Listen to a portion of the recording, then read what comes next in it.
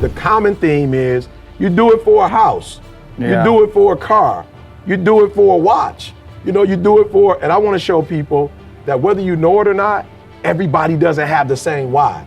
So I'm gonna give you a 3-step process to find your why and turn it into action. Let's go.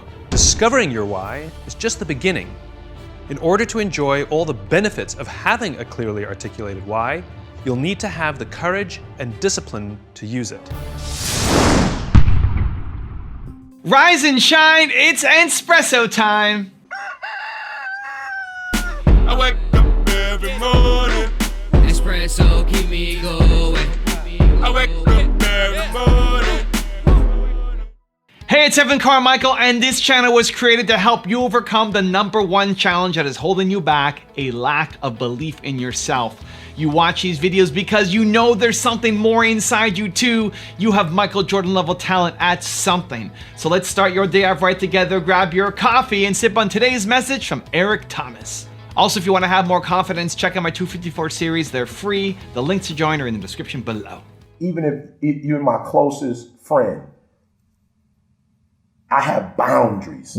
Freshman year in college, me and my boys start like this, Christian, organization. So I always hear people again, they say, E, what's your why? People hear me say that. So I did the Kevin Durant boy, the video blew up. And so now, people are asking everybody, what's your why? What's your why? Mm-hmm. But I think that's the starting point, Cole.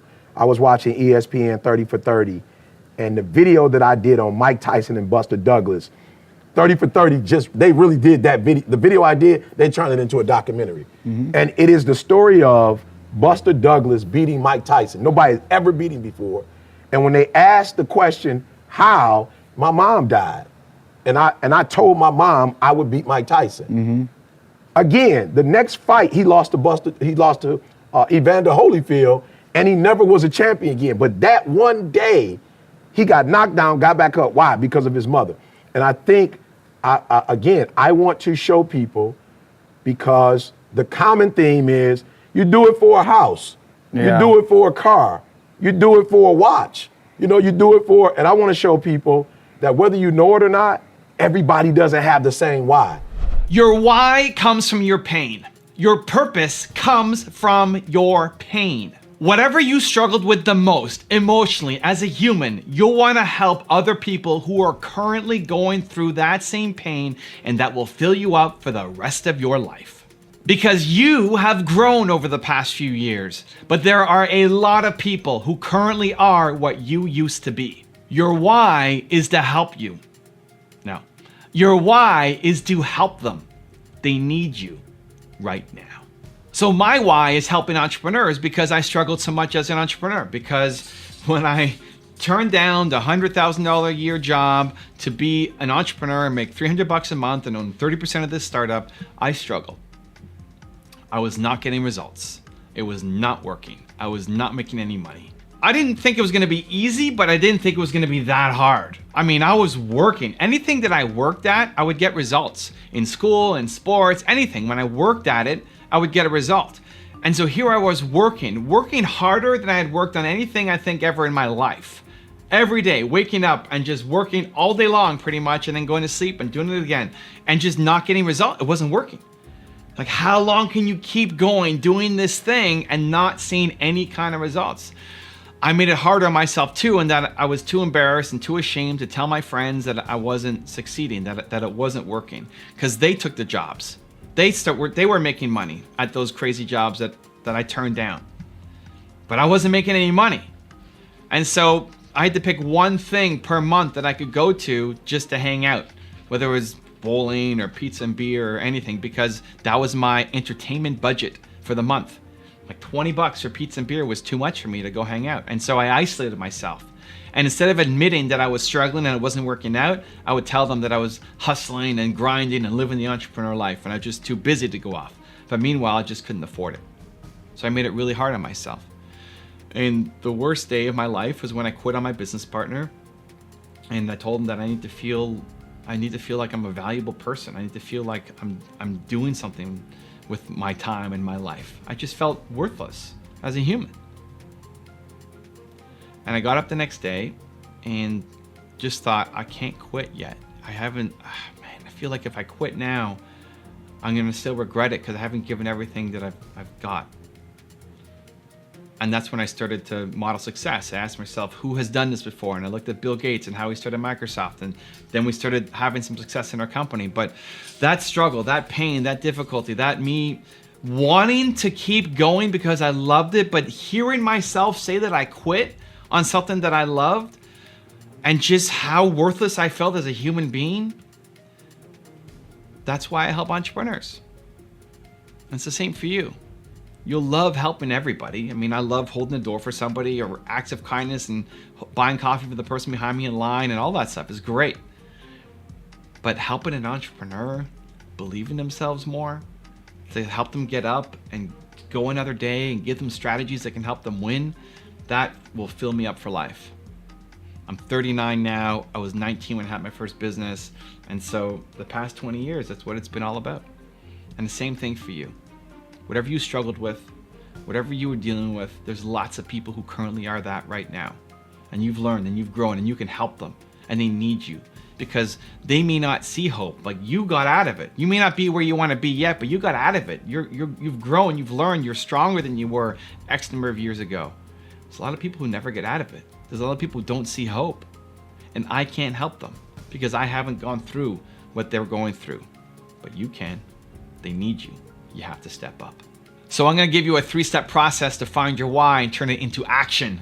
Let's go. Step number 1 is ask yourself, what is the most painful moment of your life? When did you feel the most worthless as a human being? I told you my story, being an entrepreneur and then quitting on this business that I love. What was the moment for you? Not physical pain, not when you were suffering physically. Me breaking my neck in 2 spots and having a concussion and compressing my spine, that was by far the most physical, painful moment that I had in my life. That's what I'm talking about. Emotional pain, emotional trauma. When you felt the most worthless as a human, what was that moment or series of moments, a period of time in your life? When did you feel that? Step number 2 is think about what you would tell the younger version of you. Think about you in that moment. Think about, so for me, when I was 19, probably about 20 at that time when I told my partner I quit. For you, going back to that most painful moment or series of moments, you're smarter now. You're stronger now.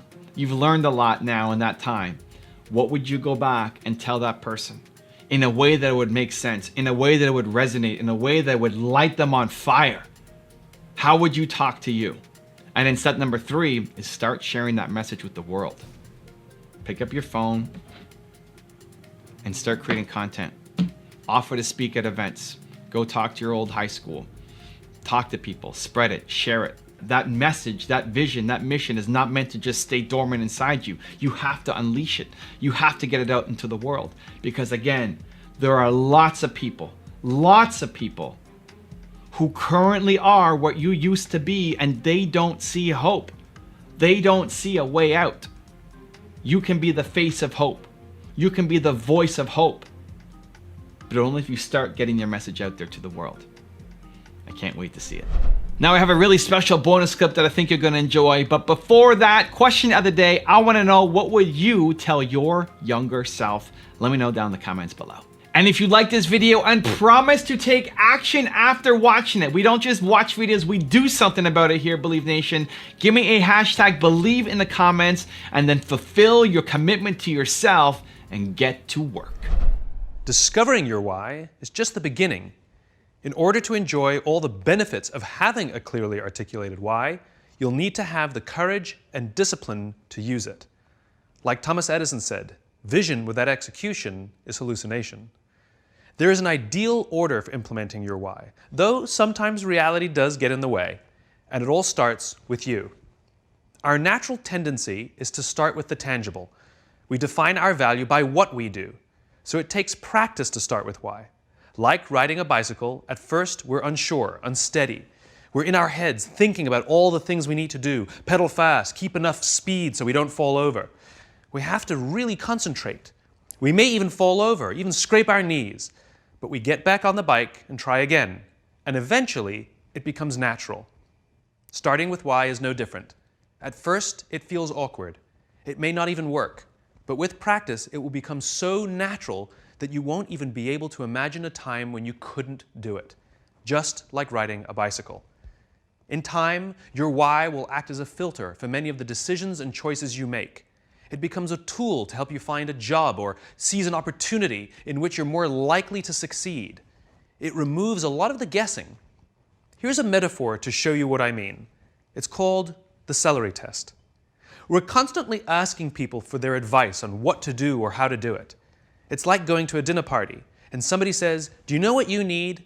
You need M&Ms. We've done so well with M&Ms, you've got to use M&Ms." Somebody else says to us, "Rice milk. In this economy, you have to use rice milk." Someone else says to us, "Kit Kats. You have to use Kit Kats." And somebody else says to you, "It's all about celery." We go to the supermarket with all this good advice from all these smart people with brilliant case studies, and we buy everything. We buy Kit Kats and M&Ms, celery and rice milk. There's a lot of time we spend at the supermarket and a lot of money we spend at the supermarket. And when we get to the checkout lane, we're standing there with all these products in our hands, and no one can see what we believe because we bought everything. But let's imagine we know our why. Let's imagine our why is to always be healthy and only do things that protect the health of our bodies. Now, which products do we buy? Given all the same advice from all the same smart people, this time we only buy celery and we only buy rice milk. They're the only two that make sense. We spend less time and less money at the supermarket. And when we're standing there in line with only celery and only rice milk, now people can see what we believe. Somebody walking past can say, "Hey, I can see that you're healthy, so am I." You just attracted an opportunity or a referral or a friend simply by saying and doing the things that you believe. And the best part is it's scalable.